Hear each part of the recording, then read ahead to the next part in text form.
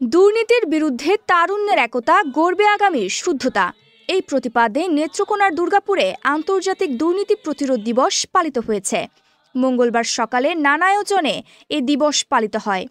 এই উপলক্ষে উপজেলা প্রশাসন ও উপজেলা দুর্নীতি প্রতিরোধ কমিটির আয়োজনে এক বর্ণাঢ্য র্যালি শহরের বিভিন্ন সড়ক প্রদক্ষিণ শেষে উপজেলা পরিষদ মিলনায়তনে প্রেসক্লাব সভাপতি তোবারক হোসেন খোকনের সঞ্চালনায় উপজেলা দুর্নীতি প্রতিরোধ কমিটির সভাপতি মোহাম্মদ সিরাজুল ইসলামের সভাপতিত্বে প্রধান অতিথির বক্তব্য রাখেন উপজেলা নির্বাহী অফিসার আফরোজা আফসানা।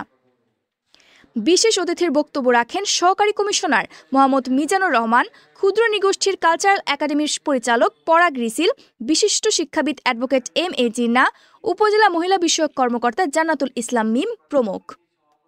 বক্তারা বলেন, দুর্নীতি রুখব, সোনার বাংলা গড়ব। এই স্লোগানটি যদি নিজেদের মধ্যে লালন করতে পারি, তাহলেই নিজেদের মধ্য থেকে দুর্নীতি রোধ করা সম্ভব। সমাজ থেকে সকল প্রকার দুর্নীতি রুখতে সকলকে এক হয়ে কাজ করার আহ্বান জানানো হয়। যারা ছিলেন তারা খুব সুন্দরভাবে আজকের বিষয়গুলোকে উভয় বিষয় খুব সুন্দরভাবে বলেছে, ইসলাম বিস্তারিত বলেছে। আমি ওই প্রসঙ্গে যাচ্ছি না।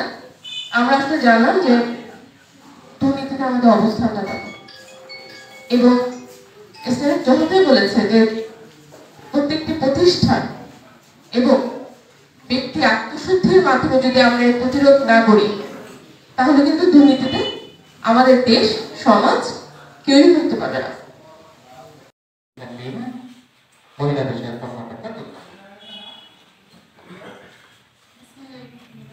তোবারক হোসেন খোকনের তথ্যচিত্রে ঐশী মণ্ডল, চ্যানেল 21, দুর্গাপুর, নেত্রকোনা।